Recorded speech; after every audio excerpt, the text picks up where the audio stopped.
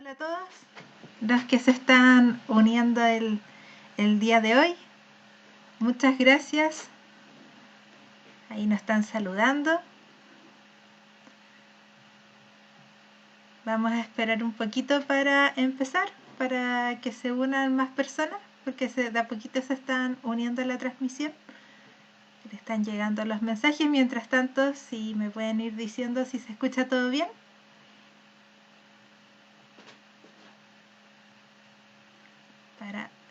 Sí, veo carita feliz. Nos están saludando desde Quillota. Ahí, desde lejitos. Sí, ahí nos están diciendo dedoscopios que se escucha bien. Y deditos para arriba también. Sí, ahí nos están confirmando que está todo bien. Bueno, muchas gracias por unirse a la transmisión del día de hoy.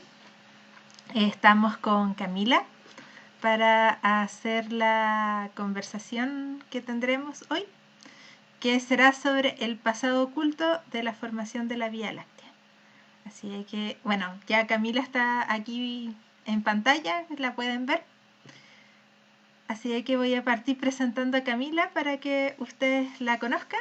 Estamos con Camila Navarrete. Ella es investigadora postdoctoral del Observatorio Europeo Austral, más conocido como ESO, y investigadora en el Instituto Milenio de Astrofísica. Camila se especializa en el estudio del halo de nuestras galaxias, específicamente de las corrientes estelares y ahora un poco de las nubes de Magallanes. Así que, Camila, si quieres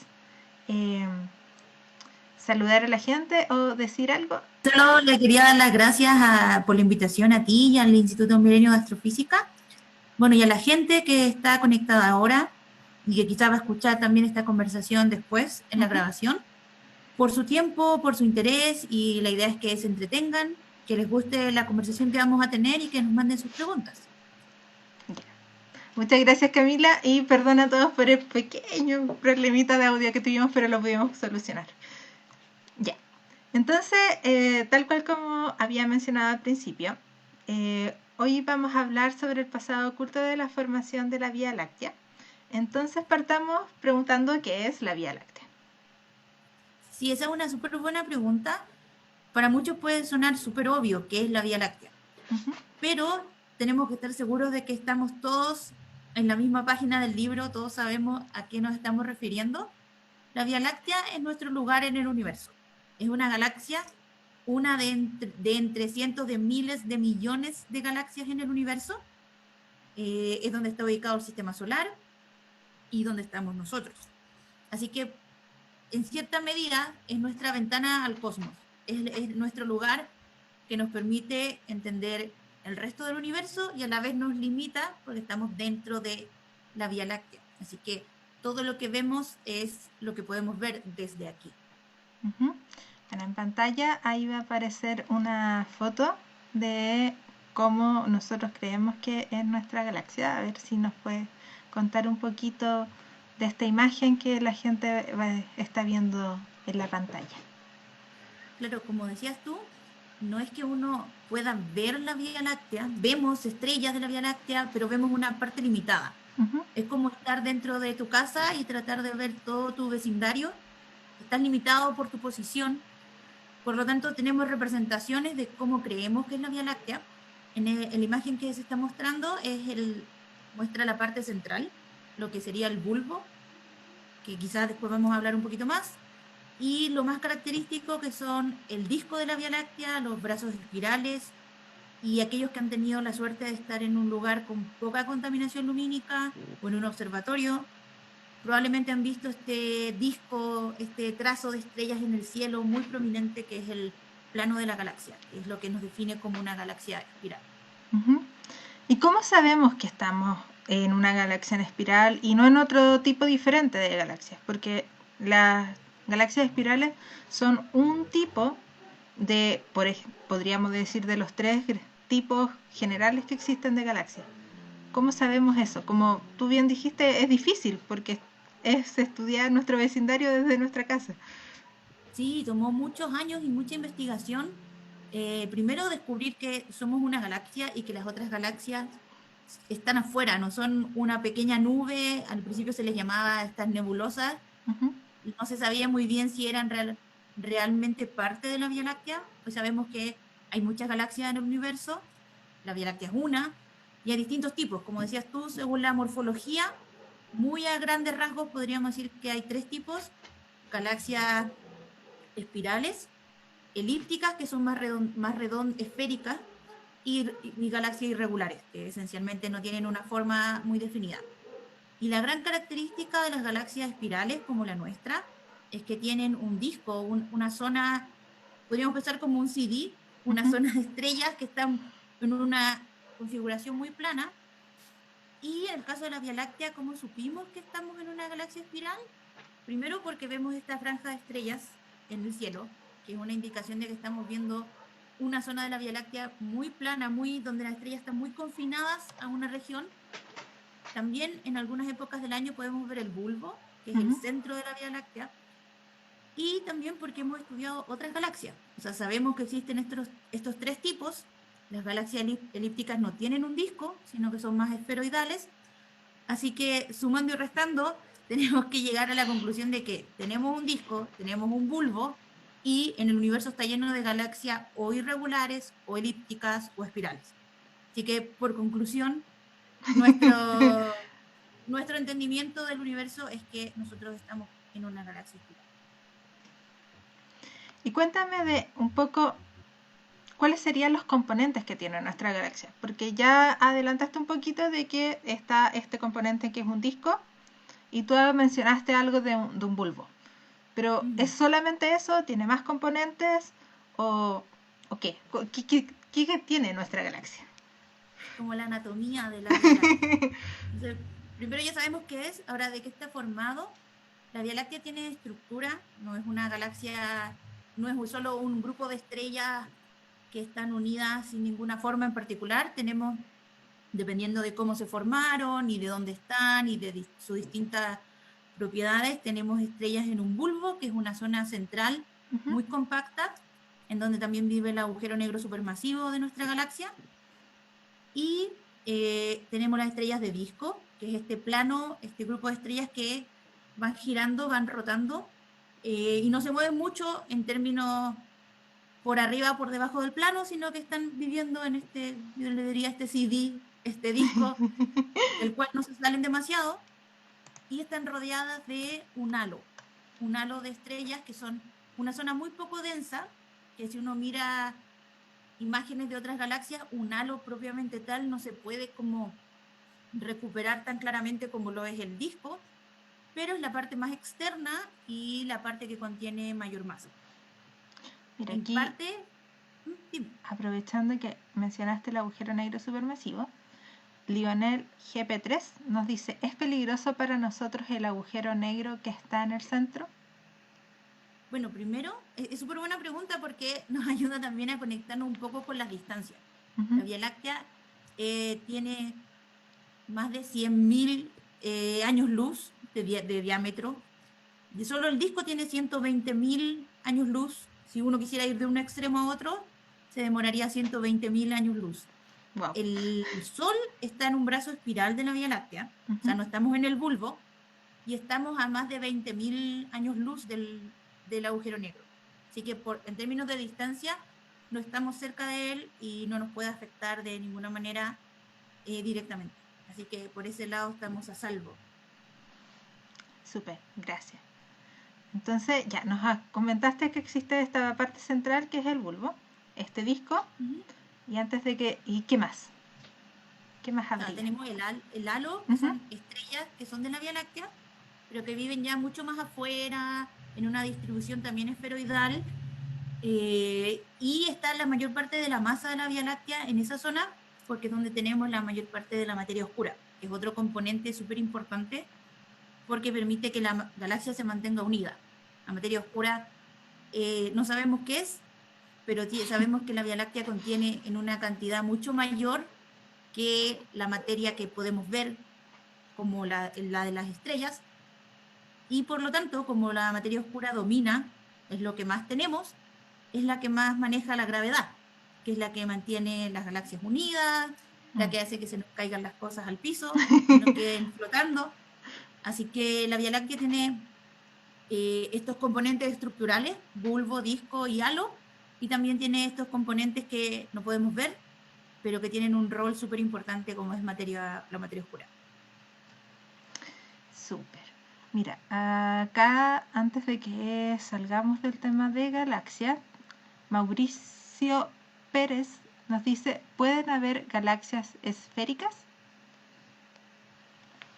Claro, sería más parecido a lo que una galaxia elíptica. Uh-huh. Una galaxia que no tiene un disco, que es más o menos esférica. Si bien hay distintas subtipos, dependiendo qué tan esférica es o no es, pero sí, podríamos decir que a grosso modo ese es el otro tipo principal de galaxia en términos de morfología. Claro. Y ya que más o menos vimos cuál sería como el tipo de galaxia que nosotros tenemos y los componentes que estos tienen. Entonces, ¿cómo podemos estudiar el pasado de nuestra galaxia? Porque es el título de esta conversación. ¿Cómo podemos lograr estudiar cómo llegó a ser nuestra galaxia lo que es hoy en día? Claro, a eso dedico yo mi investigación, Uh-huh. o trato de ayudar a aportar a entender cómo se formó la Vía Láctea. Tenemos que pensar, aquí se hace esta analogía con lo que se llama arqueología galáctica, que es de alguna manera entender qué le pasó a la Vía Láctea en el pasado sin tener la capacidad de retroceder el tiempo. Y la única forma que tenemos es ir a buscar pequeños restos, pequeñas evidencia que pueda estar ahí media escondida entre las estrellas de nuestra galaxia, que nos permita intentar reconstruir ese pasado. Uh-huh. Yo a veces lo pienso como que fuera un puzzle, no sabemos, no tenemos todas las piezas, encontramos una que otra y nos vamos armando un panorama general. Podemos de alguna manera deducir qué pudo haber pasado, Uh-huh. y entre más piezas del puzzle tengamos, mejor va a ser nuestra deducción, más detallada va a ser. Y ese tipo de piezas del puzzle, o lo que algunos astrónomos también le llaman como los restos fósiles, haciendo esta analogía con arqueología, están las estrellas, sobre todo las estrellas del halo, que Uh-huh. como decía antes, son las estrellas más externas y por lo tanto son las que han estado más en los límites de la Vía Láctea, en el borde donde termina nuestra galaxia, y también son las estrellas más viejas que tenemos. Claro. Por lo tanto, tenemos ahí información en estos suburbios lejanos de qué pudo haber pasado, y de hecho tenemos bastante información en estas estrellas de estrellas que se mueven diferente, que tienen una composición química diferente y que por lo tanto nos están diciendo que algo pasó ahí. Hubo un evento en el pasado que nos marcó y nos dejó una huella en las estrellas. Súper. Tú estabas hablando de que finalmente para poder estudiar el pasado de nuestra Vía Láctea, lo que tenemos que hacer es irnos a estas estrellas viejas porque vendrían siendo como estos fósiles. Pero ¿cómo sabemos que estas estrellas van a pertenecer a esta parte que es el halo y no a uno de los otros componentes que tú mencionaste, como el disco o como el bulbo? ¿Cómo? ¿Cómo diferenciamos un tipo de estrella de otro tipo de estrella?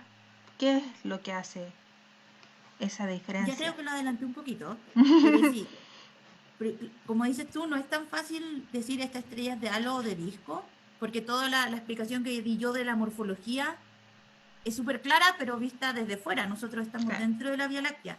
No vemos una transición abrupta entre disco y halo, sino que es suave, y la única manera o la manera más segura de poder comprobar si una estrella pertenece al disco o al halo o al bulbo es a través de cómo se mueve.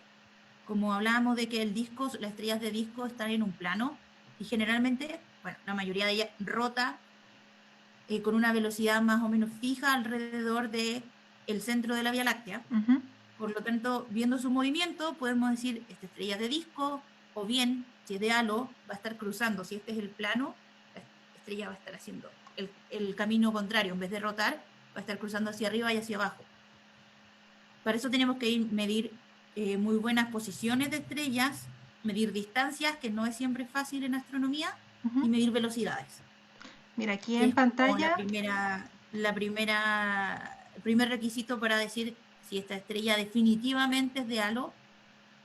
Pero también tenemos esta diferencia que el disco está muy confinado, así que dependiendo qué lugar de la galaxia miramos, si estamos mirando muy fuera del disco en términos de posición y estrellas muy lejanas, hablando de bastante más que 20.000 años luz, estamos mirando seguramente el halo. Claro, en la pantalla está apareciendo una imagen de lo que tú estabas retratando del movimiento que tienen las estrellas según el componente en el cual se encuentren. Entonces, no sé si quieres explicarle a la gente que ahora está viendo esta imagen un poquito más de qué está viendo. Claro, la imagen es una representación de la Vía Láctea. En el centro, esta parte que se ve como más amarilla o blanca es el bulbo. Y están los brazos espirales en azul, que es donde está ubicado el Sol, donde se forman estrellas.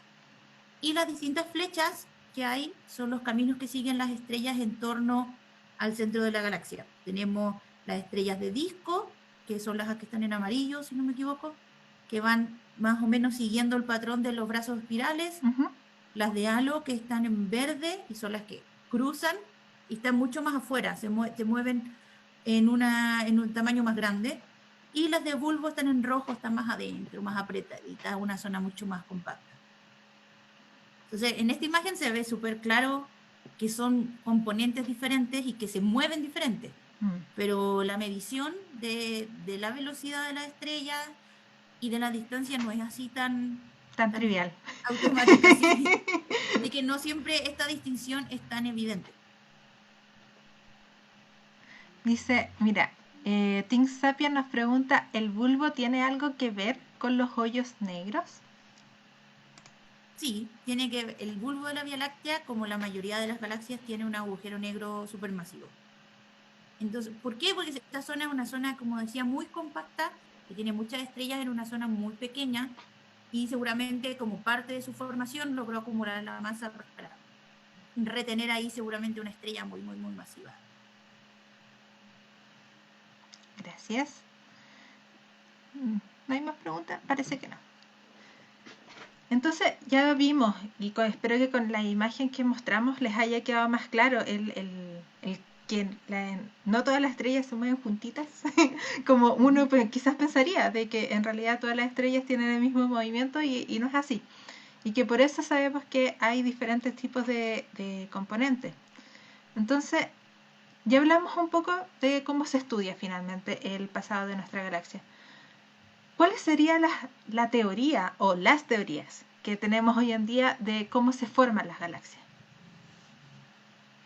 Claro, ¿cómo se forma una galaxia? Es una de las preguntas que como astrónomos debiéramos ser capaces de responder para poder entender mejor cómo funciona el universo, pero no es nada fácil. A la fecha la mayoría de las galaxias ya están formadas, no vemos este proceso, pero sí lo podemos tratar de intuir, como decía, en base a las observaciones. Y durante el último siglo han surgido distintas teorías, sobre todo para la Vía Láctea, que es donde vivimos y donde tenemos mayor información de las estrellas individuales. Entonces, uno de los primeros modelos fue pensar que la Vía Láctea venía de una gran nube de gas que por gravedad empezó a caer, y formó lo que quedó más afuera es el halo y lo que se fue más adentro es el bulbo. Eso porque se había encontrado que las estrellas que son más viejas, todo esto muy indirectamente porque no se puede medir tampoco tan fácil la edad, pero las estrellas que parecían ser relativamente más viejas estaban más afuera, eran más como tipo halo. Y por lo tanto, de alguna manera, estas estrellas se formaron y por gravedad el gas fue bajando y fue formando estrellas en un gas más enriquecido. Ahora bien, entre más observaciones tenemos, más rápidamente va cambiando nuestra manera de interpretar las observaciones, y en realidad esta teoría ya está más o menos descartada, porque no hay necesariamente una relación tan directa entre estrellas viejas, están todas en el halo, o estrellas, todas las jóvenes están en el bulbo. La mayoría sí, perdón, en el disco. Pero también tenemos en la Vía Láctea otras cosas que podemos usar para estudiar su composición, su morfología. Por ejemplo, los cúmulos globulares, que son estas agrupaciones de cientos de miles de estrellas muy juntitas. Así que por allá por los años 60, si no me equivoco, por allá me había anotado yo misma por aquí para no olvidarme. Hace no mucho tiempo atrás se estudiaron los cúmulos globulares, que la Vía Láctea tiene alrededor de 200. Son estos grupos de estrellas que, como son muchas juntas, brillan más que una estrella sola y uno puede hacer un estudio más acabado. Y en estos grupos se encontró que en realidad no hay una relación directa entre dónde está este grupo, este cúmulo, y su cantidad de metales, por ejemplo. Cuando el universo es primitivo, cuando la galaxia es muy antigua, todas sus estrellas tienden a ser pobres en metales, porque vinieron de un gas que no fue enriquecido por supernovas, pero sí esta galaxia ha tenido una evolución, las estrellas han explotado en supernovas, se ha enriquecido el medio, nacen estrellas más ricas en metales. Mira, ahí quiero que nos detengamos un momento para explicarle a la gente el concepto metalicidad, o a qué te refieres cuando hablamos de metales, porque puede pasar de que la gente piense que estamos hablando de oro, cobre, claro. pero no es así. Sí, no, los astrónomos somos un poco abusivos con la forma en que nos referimos a metales, sobre todo pensando en la gente que hace química. Para nosotros, cualquier cosa que no sea ni hidrógeno y helio es un metal, esencialmente.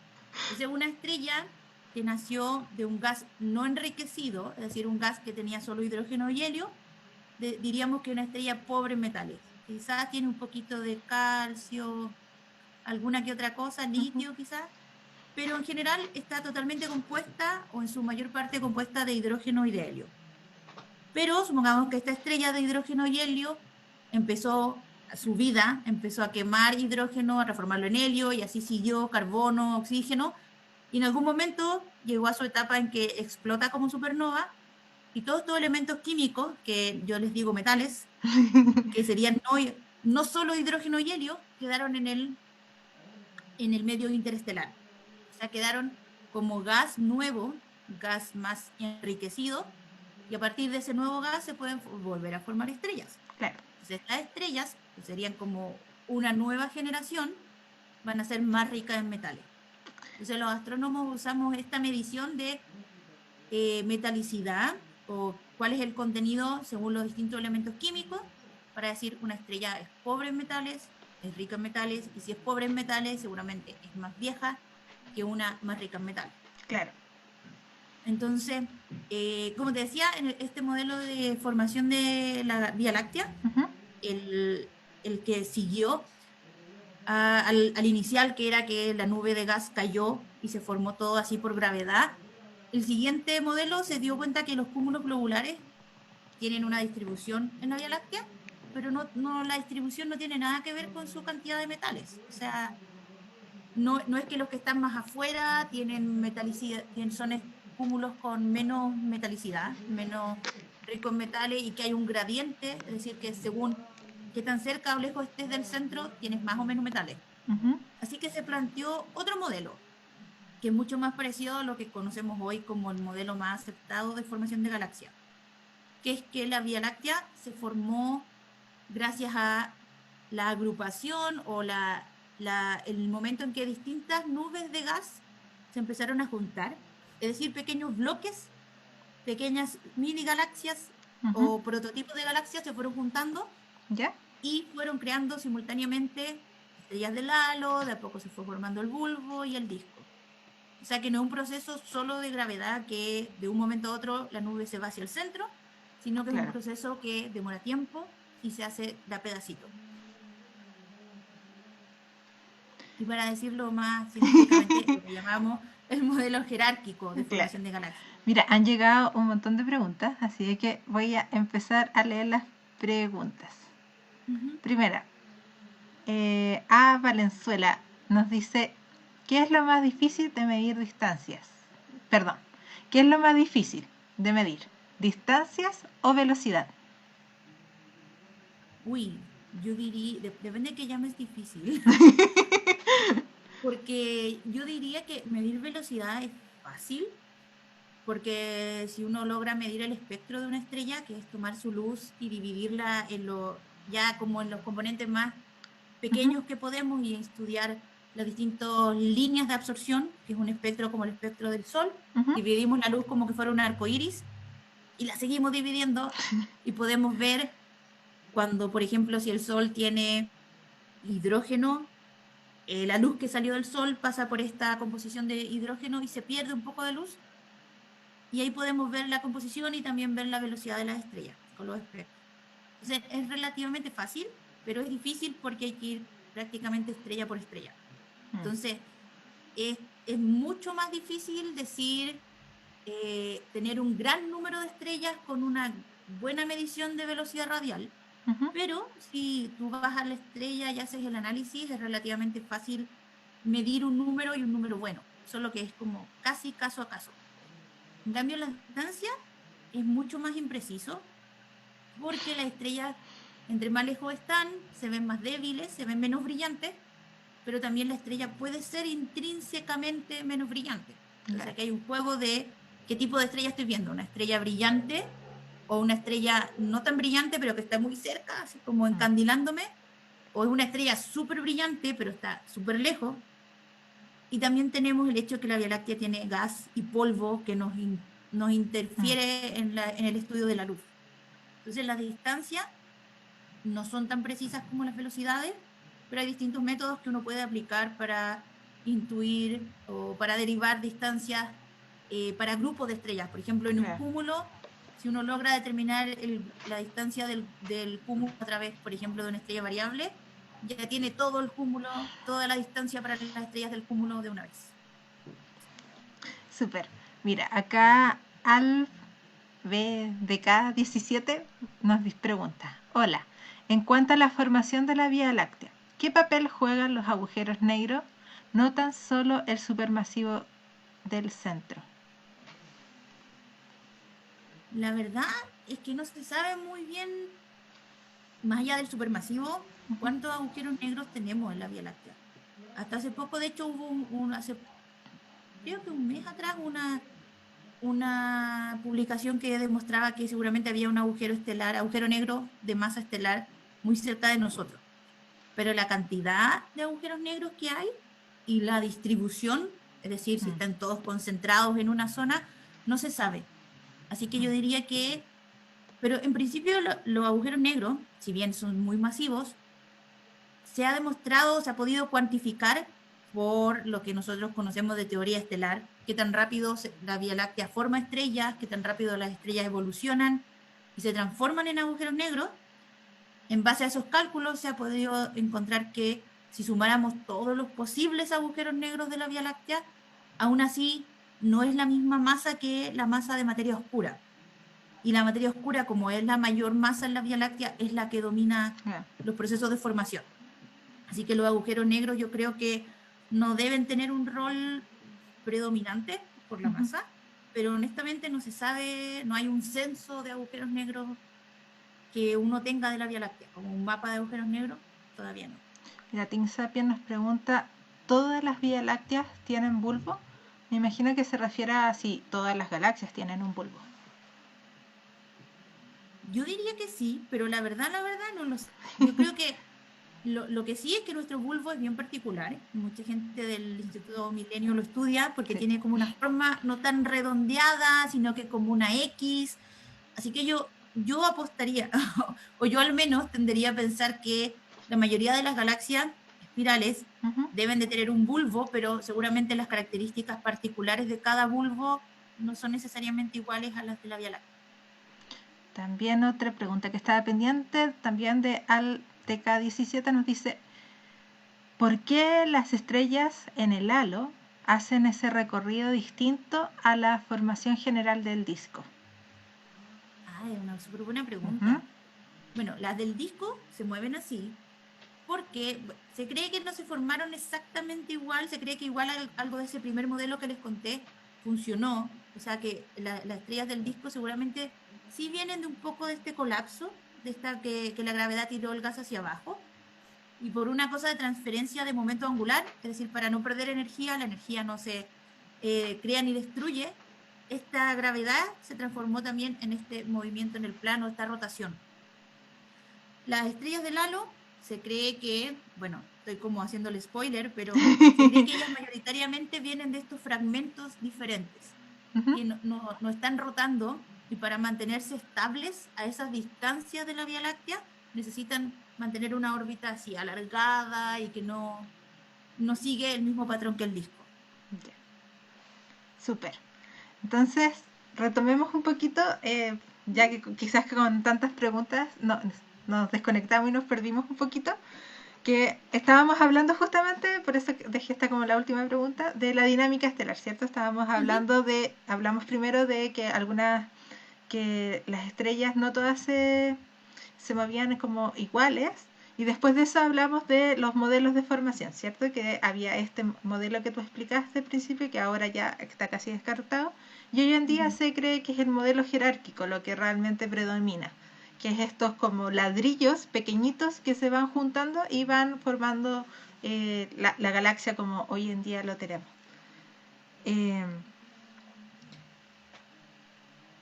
Pero ya si tenemos más o menos esa idea de estos ladrillos que son los que van a ir formando las galaxias, entonces ¿por qué es tan importante estudiar cuál es el pasado de nuestra galaxia? Para claro, entender cómo la teoría. ¿Por qué si supuestamente ya la teoría más o menos no está más o menos clara, entonces ¿por qué seguir estudiando nuestra galaxia? Primero, hay que partir diciendo que los científicos nos equivocamos y no tenemos la verdad absoluta, sobre todo en astronomía, que es una ciencia que no podemos hacer como experimentos directos, sino que todos nuestros avances son de manera indirecta. A medida que tenemos mejores telescopios, mejores observaciones y mayor número de estrellas observadas, entendemos mejor qué está pasando. Entonces esta teoría, la teoría del modelo jerárquico de formación de galaxias, se basa en el hecho de que sabemos que el universo se creó hace más de 14.000 millones de años, sabemos que la materia oscura domina, que hay mucha materia oscura, y que también hay gas, que las estrellas se forman de gas. Entonces esta motivación viene ya a macro escala, de pensar que las galaxias se forman a través de halos de materia oscura. Podemos pensar en una esfera de materia oscura. Tiene mucha masa, por lo tanto tiene mucha gravedad, y por lo tanto va a atraer el gas. Y ese gas se va a quedar ahí, va a empezar a formar estrellas, y también ese mismo halo de materia oscura va a atraer otros halos más pequeñitos, estos ladrillitos, y todo esto va a crecer y va a formar una galaxia como la que conocemos. Esta teoría entonces se basa en lo que sabemos de cómo se forma el universo y de la gravedad. Pero el detalle, el cómo, cuándo, cuántos ladrillos, en qué momento, qué tipos de ladrillos, cómo evoluciona una galaxia, no lo sabemos. Y la galaxia que podemos estudiar en mayor detalle es la Vía Láctea, porque podemos ir a sus estrellas, medir con algunas limitaciones la edad, la composición química, la trayectoria, saber si es de halo, de disco. Entonces la idea de estudiar el pasado de la Vía Láctea es poder decir, mira, tenemos las simulaciones por computador, que es la mejor representación que tenemos para poder entender las observaciones, pero por el lado de las observaciones y el estudio de la Vía Láctea uno puede dar distintas restricciones. Por ejemplo, sabemos que la Vía Láctea tiene las nubes de Magallanes, y son galaxias súper grandes que se ven desde el hemisferio sur. Entonces, aquí en pantalla voy a mostrar lo que tú te estás refiriendo, que son estas galaxias satélites. Sí, no lo había dicho, pero ahora que lo vas a mostrar, mejor todavía.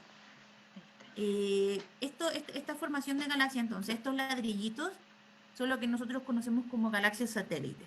Las galaxias, entonces, crecen juntando otros mini galaxias o mini sistemas. Entonces, la imagen que Tracy está mostrando se ve una galaxia espiral, como la Vía Láctea, una galaxia regular, y otra galaxia más pequeñita, que es una galaxia, lo que llamamos galaxia satélite. Entonces, estudiar la Vía Láctea hoy nos permite decir, mira, si quieres tener una receta para formar galaxias, tiene que, de alguna manera, el resultado final de tu receta llegar a una imagen de la galaxia tan parecida como las observaciones que tenemos. Así que cada pieza de información, cada nueva medición que tenemos de la Vía Láctea, permite refinar los modelos, entender mejor el modelo de formación jerárquica y poder entender mejor cómo fue este pasado, poder acercarnos más a la realidad. Súper. Yo quiero, tenemos preparados también un pequeño video para ejemplificar esto de lo que Camila les está contando. Entonces, mientras yo voy a mostrar el video para que tú vayas como relatando lo que más o menos se está viendo. Espera un segundito. Ahí está comenzando esta simulación que tú ya mencionaste que se hacen con los computadores. Y esta es una simulación que trata de recuperar una galaxia como la Vía Láctea. Ese es el objetivo final. Entonces, en esta simulación se ven distintas mini galaxias en azul, blanco, que están rodeando un halo de materia oscura. Es decir, una zona del universo que tiene mucha masa. Y si se fijan, a medida que pasa el tiempo, esta simulación se va acercando al tiempo actual, vemos que las galaxias no se mantienen solas, sino que a medida que van moviéndose en este halo de materia oscura, de repente chocan, de repente pierden estrellas, algunas se fusionan, de este choque queda solo una mini galaxia, pero un poco más grande, y ahí aquí, para poder recuperar una Vía Láctea, usaron muchas de estas galaxias satélites. No sabría decir cuántas, pero si se fijan, va creciendo, el material que va cayendo al centro empieza a rotar, a formar un disco, y al final de la simulación tenemos una galaxia muy parecida a la Vía Láctea, rodeada de galaxias satélites, que son las galaxias más afortunadas porque sobrevivieron a este proceso. Sí, pero muchas de las otras no sobrevivieron y sus estrellas viven hoy en el halo. De alguna manera las incorporamos a la Vía Láctea, pero todavía tienen memoria, todavía se acuerdan un poco de dónde vienen, y eso es la manera en que podemos tratar de reconstruir la formación de la Vía Láctea. Ahora, esta simulación no es que sea la verdad absoluta, es una de muchas simulaciones que hay, y claramente entre más observamos y entre más entendemos la Vía Láctea, más podemos limitar estas simulaciones, ver si en realidad quizás eran muchas galaxias al comienzo de la Vía Láctea que se necesitaron, o quizás pocas, pero hace muy poco, o quizás muchas de poca masa, galaxias satélites de poca masa, o quizás pocas, pero de mucha masa. Todo eso tenemos que ir tratando de definirlo con las observaciones que tenemos hoy de la Vía Láctea, de las estrellas del halo y de las galaxias satélites que quedaron.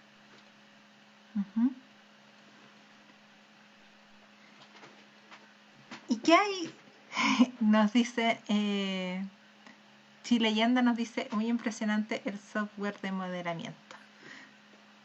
Y también nos están diciendo muy interesante. Y quiero que nos cuentes un poco de algo que se llaman las corrientes estelares.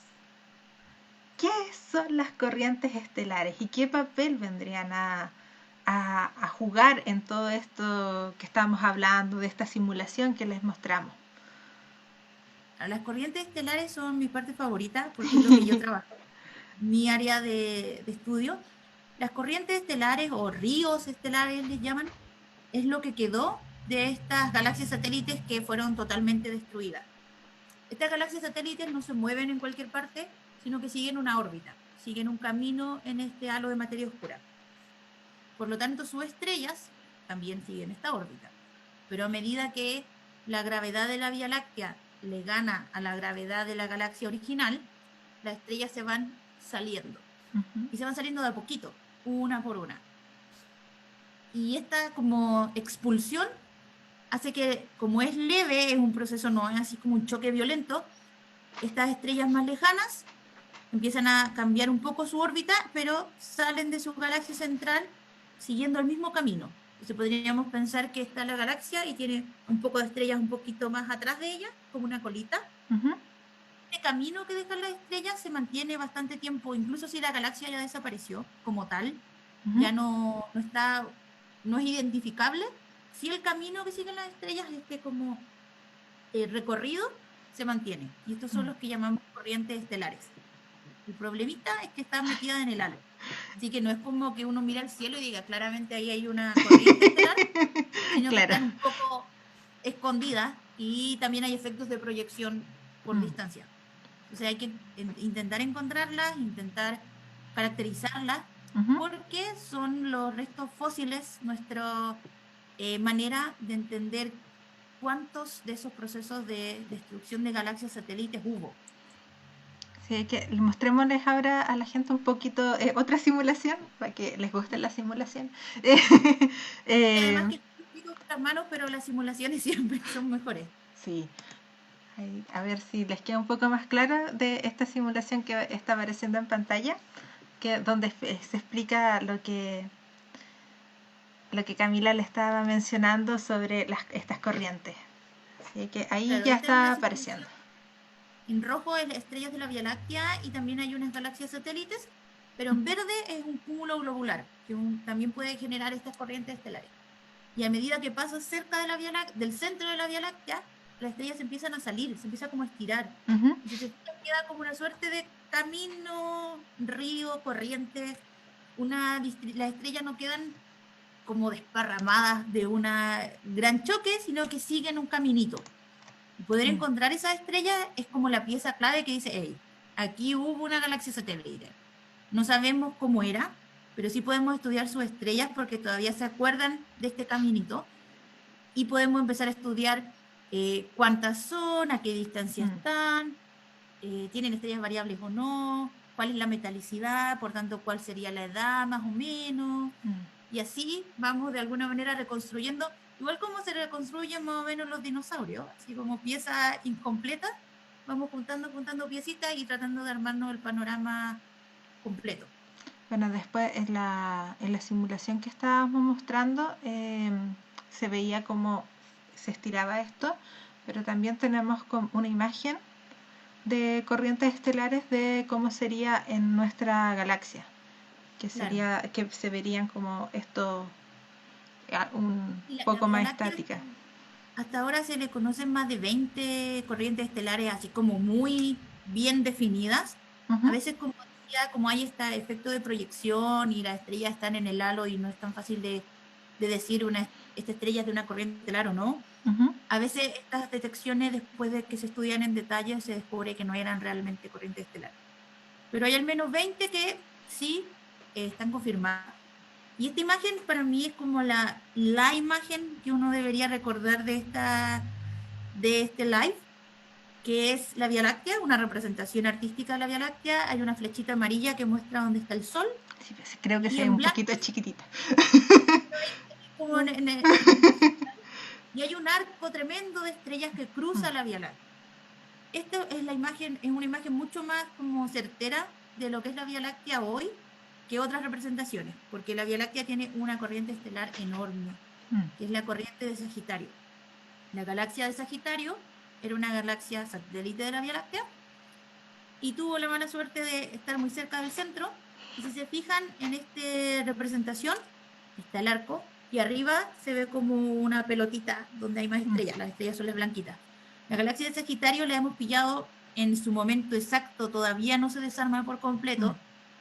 Y es una de las corrientes estelares que ha dado varias vueltas a la Vía Láctea y se ha podido estudiar en más detalle y domina, o sea, hay zonas del cielo en que hay más estrellas de Sagitario que estrellas de la Vía Láctea propiamente tal, estrellas que hayan nacido acá.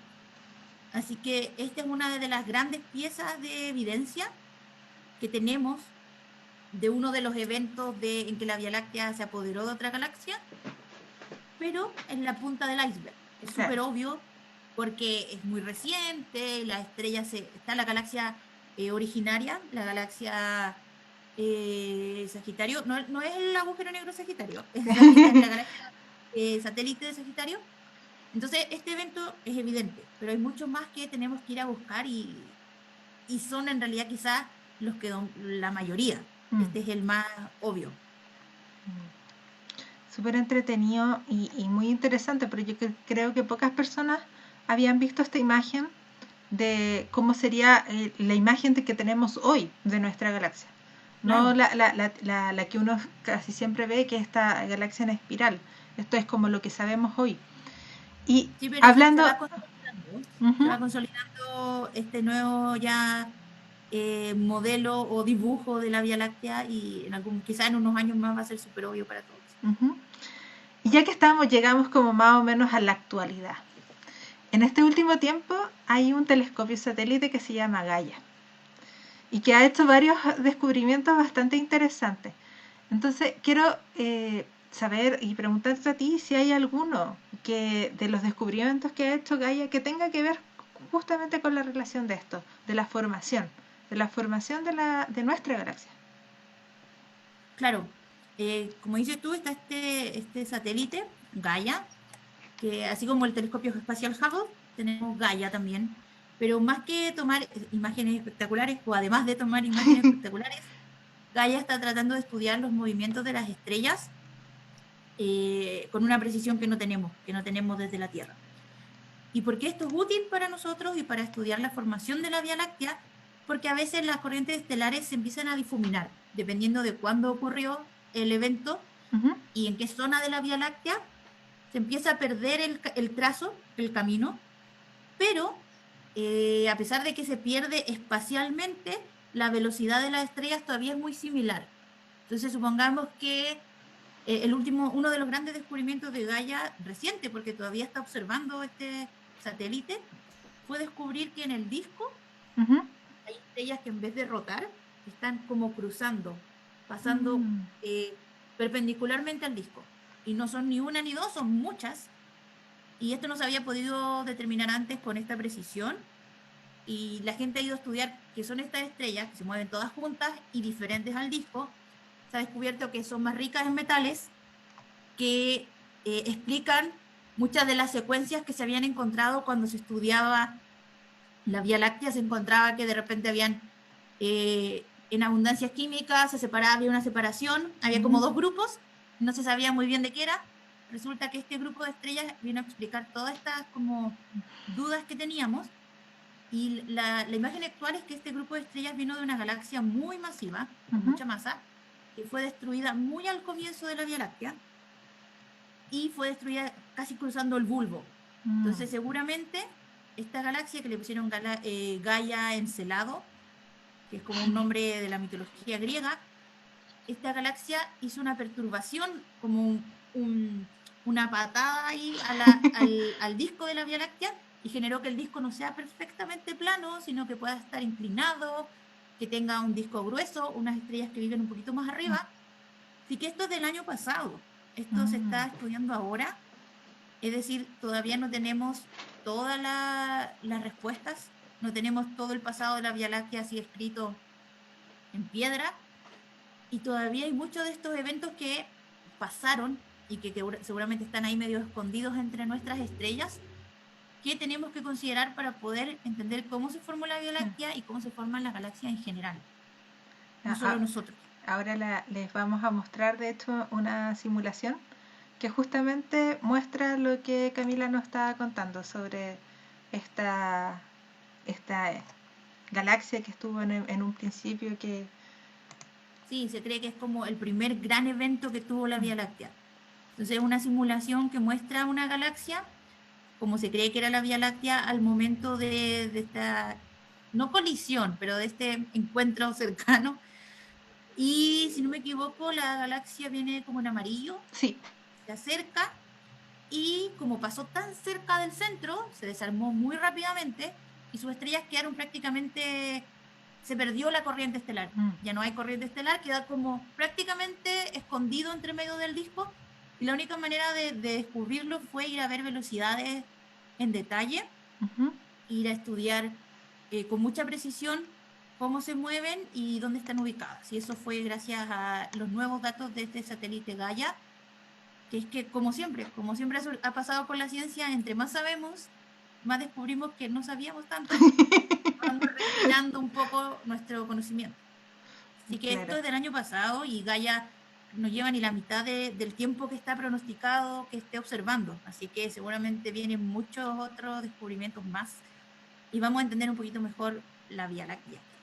Digo yo, si vivimos aquí, deberíamos conocerla lo mejor posible.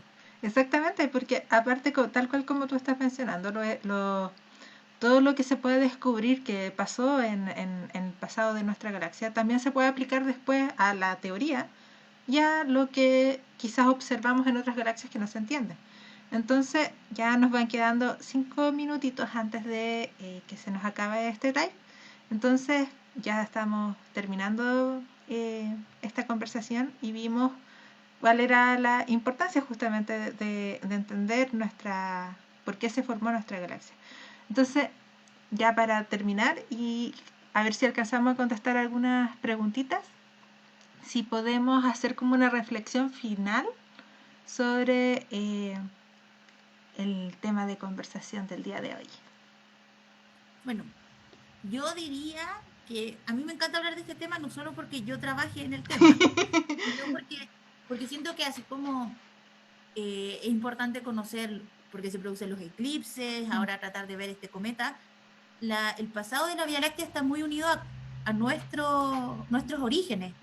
El cielo y la investigación es parte del patrimonio de la humanidad, no de los científicos. O sea, mirar el cielo y entender que el Sol es una estrella y que tiene planetas, siento yo que debiera ser tan importante como saber que la Vía Láctea es una galaxia espiral y que tenemos galaxias satélites y que no sabemos todo, que todavía estamos estudiando y que todavía nos estamos sorprendiendo. Así que mi reflexión sería que tratarlos, invitarlos a todos a que estén atentos a este tipo de información, a este tipo de instancias en que podemos aprender un poquito más, que se hagan las preguntas, todas las preguntas que quieran, porque es necesario, no solo los astrónomos, sino que todos como parte de la humanidad, que entendamos un poco dónde estamos y qué sabemos y qué no sabemos. Mira, aquí antes que se nos acabe el tiempo, voy a leer algunas preguntitas que quedaron pendientes. Lobo Noble 88 nos dice, asumo que las simulaciones no son tiempos astronómicos, entre comillas, hechos que ocurren en lapsos de millones de años luz. Claro, sí, estos son años luz en medida de distancia, pues oye, en medida de cuánto demora la luz en recorrer una distancia. Estos son miles de millones de años, sí. Es casi desde estas simulaciones son al menos tratan de cubrir desde hace 10.000 millones de años hasta la actualidad, pero las vemos en menos de un minuto. En poquito. Aquí Nacho Tiznado nos dice, hay objetos aún no catalogados en nuestra galaxia. Sí, por supuesto. Primero porque la resolución, la capacidad que tiene un telescopio de ver un objeto y de distinguirlo ha ido mejorando con el tiempo. A veces cosas que pensábamos que era una estrella en realidad eran dos. Y porque no hemos mapeado todo el cielo, pero no siempre con la misma profundidad, con la misma buena calidad de datos. Entonces, quizá yo diría que no está todo catalogado, no te lo puedo dar por firmado, pero lo que sí es que cada día nuestro entendimiento mejora y también muchas de las categorías que teníamos antes, en realidad las tenemos que ir revisando constantemente, incluso para estrellas en la Vía Láctea. Sí, aquí yo creo que alcanzamos con... No alcanzamos. Se nos va a cortar. Así que, perdón. Si alguien quedaron algunas preguntas pendientes que no alcanzamos a responder, lo que pueden hacer es que los live, recuerden que se suben siempre al Instagram de Paz, al Facebook, a incluso YouTube. Y ahí pueden quizás dejarlo las preguntas y las podríamos responder por ese medio. Quiero agradecerte, Camila, de verdad, muchas gracias. Te pasaste. Quiero invitarlos para la próxima semana que vamos a estar hablando de formación planetaria, un tema que no hemos tocado. Y recuerden que siempre pueden revisar todos los otros likes que hemos estado teniendo, que hemos tenido muchos, ya no sé, creo que vamos a cumplir 3 meses. Así que las últimas palabras, Camila, antes que se nos corte. Nada, muchas gracias por la invitación y a la gente y que que pasen la pandemia de la mejor manera posible, que espero que estén todos sanos y cuidándose. Muchas gracias, Camila, de verdad estuvo maravilloso. Espero que la gente le haya gustado tanto como a mí me gustó, estuvo muy entretenido y nada, pues, muchas gracias y recuerden que estamos todos los jueves aquí con nuestros live hablando sobre ciencia. Así que un besito para todos, nos despedimos, que estén muy bien. Chau, chau, nos vemos la próxima semana con un nuevo